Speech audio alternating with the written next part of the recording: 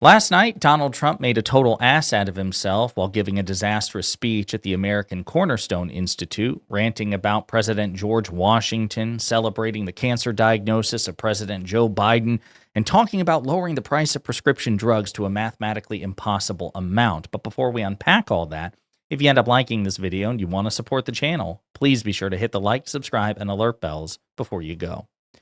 All right, friends, I want to play some clips first before Trump went to the speech, and then we'll play some clips from the speech itself. Love to meet with him if they want to meet. You don't like the grounds for losing a broadcast license. Well, I think when a network is dishonest, certainly if they are dishonest because they give you 97% bad publicity or whatever it is, some ridiculous number, yeah, I would say that would be grounds. Yeah. So are you asking Fred Hart? So again, this is in reference to Jimmy Kimmel, and Trump says, yeah, listen, if they cover me badly, it's dishonest, and that's grounds to remove your FCC license or to have FCC pressure against you. But Trump doesn't accept any criticism of him as valid. So by definition, what he's saying, you can't criticize him ever because criticism of him is inherently dishonest.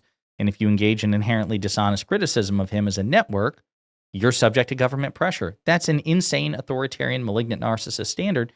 And it would be bad enough if it were mere rhetoric coming from the most powerful man on earth, but he's actually trying to put the full force of government behind it and is making great strides. It's not an idle threat. Here's another clip. Will you meet with Democratic leaders to talk about how to avert a shutdown? Well, I will, but they don't care about crime. They want to keep men and women's sports. They want all this stuff. They don't change. They haven't learned from the biggest beating they've ever taken, just about. I'd love to meet with them, but I don't think it's going to have any impact.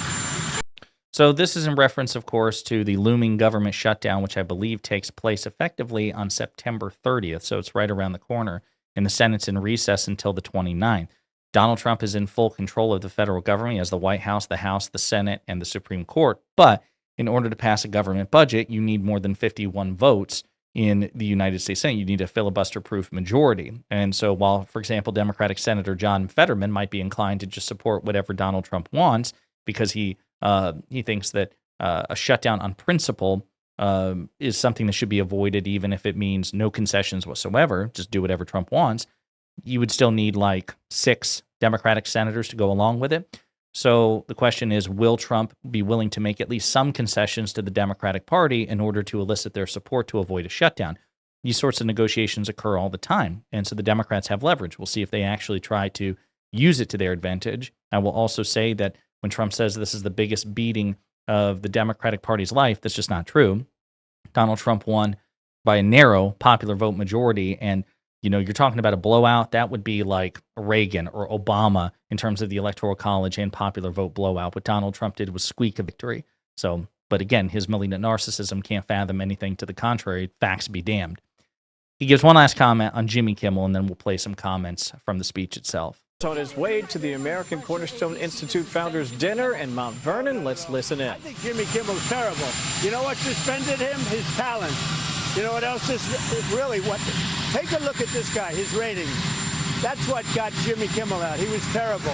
And didn't he lose? I saw a report where ABC lost millions of dollars with him. So that's what suspended Jimmy Kimmel. Well, that's not true because, again, if you were talking about ratings, Jimmy Kimmel had similar ratings for months and months and months. Why now?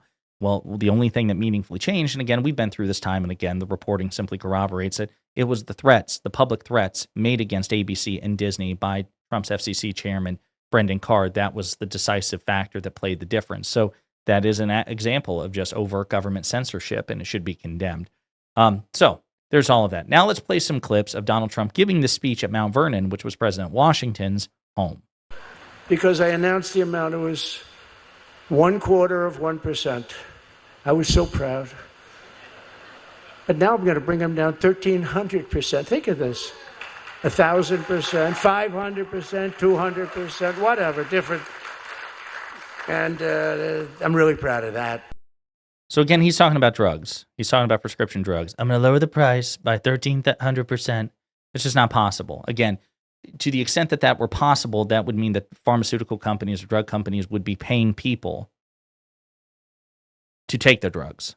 Like that would be that would you're not even giving them. It's not only that you would get them for free. It's like, hey, here are these free drugs, but actually, it's not even free because I will pay you to take my drugs.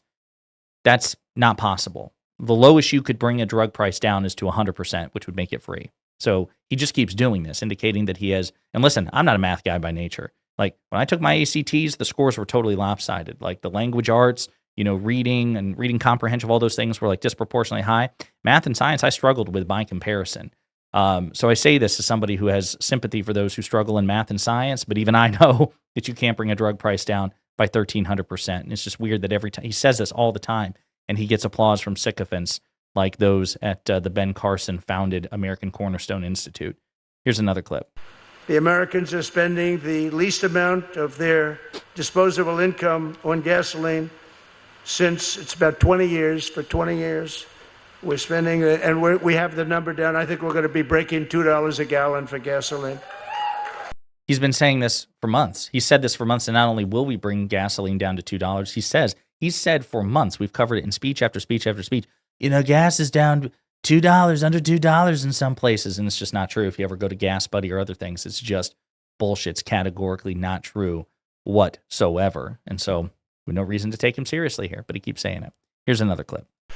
I think the only one he actually signed was Hunter's pardon was actually signed by him. You know how you can tell? It was like chicken scratch. My father's, you want a real signature. This was like chicken scratch, like a little thing. The autopen looked much better. So he's still talking about President Biden and President Biden's pardons, the pardon of Hunter Biden, things of that nature. They're still going like full hog with the autopen. I think they're going to try to make an effort to challenge some of President Biden's pardons. Let's be clear, autopens have been used not just for, signing things into law, but also pardons for years. I don't give a shit if they look into this because to me, that's just spinning tires and you're looking backwards to a man who is out of power, who's not seeking re-election, whose political career is over. And I don't think that the Supreme Court will say, we want to touch the pardon thing. They could, of course, try to gerrymander. I expect that they won't because it would just further diminish the potential pardon power of Republican presidents, and they don't want to do anything that could have an adverse effect on Republicans. But of course, I wouldn't be surprised if they just came out and said, listen, Democratic pardons aren't valid. Republican pardons are valid, but Democratic pardons are not valid whatsoever. We'll see what happens. Here's another clip. On the world stage, we're once again putting America first, and that's what we do. We put America, we'll help others, but we have to put America first. Exactly as George Washington would have wanted. He would have voted for us, George Washington. We had a man who rated me the number 3 president of all time. He said only superseded by George Washington and Abraham Lincoln. And the host of the show said, oh, are you in trouble? Trump is going to be so angry at you when he hears that he's number 3. But we'll take that. So no credible historian would rank Donald Trump as the 3rd best president. That's, of course, somebody told me that. Yeah, you probably said it to yourself in the mirror. Stephen Miller whispered it to you in your ear because you're like Theoden in the Two Towers, and he's more like Wormtongue, just whispering shit that you want to hear in your ear. As somebody, as I've said this before, President Washington is the president that I admire above all else. It's right, he's number 1, and then there's Lincoln and FDR. Those are the big 3. And the reason that I revere Washington as much as I do is because his relationship with power was unlike anything we've really ever seen from any subsequent president, including President Lincoln and including President Franklin Delano Roosevelt, both of whom had to assume extraordinary power and sought to assume extraordinary power during their crises. So for President Lincoln, it was the Civil War, and for President Roosevelt, it was for the Second World War. And all of that's understandable. There is a reason why, historically speaking, during major crises, leaders either have to assume or feel the need to assume extraordinary power in order to prosecute those crises. Washington, on the other hand, not only had to deal with crises like the founding of this country, for example, those were dire times as well, but time and time again, he sought to avoid seeking power. Remember, he resigned his commission after the end of the American Revolution, when the historic custom was for the conquering general to walk into the legislature and say, military junta, now this is now a military dictatorship. I just fought off King George III, and I am now proclaiming myself, I'm crowning myself King George I. He didn't do that. He gave back the power to the Continental Congress, and then he presided over the Constitutional Convention in order to, arrange for the drafting of the Constitution. Then they begged him to become president, and he wanted to. He didn't want to become president. They successfully talked him into becoming president, and then he wanted to only serve one term. They begged him into staying for a second term, and he finally put his foot down at the end of his second term, even though being Washington and the founder of this country, he could have been president for life. And he chose not to, time and time and time and time and time again, avoiding power. And that's just remarkable. That's the exact opposite of this asshole. Donald Trump is the exact antithesis of President Washington, because Trump has only sought more and more power, and he constantly betrays Washington's precedent and Washington's principle. So yeah, just this idea that Washington would have voted for us, like no asshole, he would not have. Nor would President Lincoln, nor would President FDR. You are so unlike them. All their greatest qualities you lack. Obviously. Here's another clip. But what we've done in Washington, we're so proud of it. We took it over. It was, and you know what? I don't want to insult anybody, but it was horrible. One of the worst. It was horrible. And within 12 days, it was a safe city. And within 22 days, it was really safe. And a couple of days later, I actually went and walked right down the middle of the street. And I had no fear, because we took 1,600. You had no fear because you have a small army escorting you at all times, Secret Service detail. I wouldn't have much fear if I were also surrounded by Secret Service. Why were you walking down the middle of the street, by the way? Were you obstructing traffic? It's weird shit.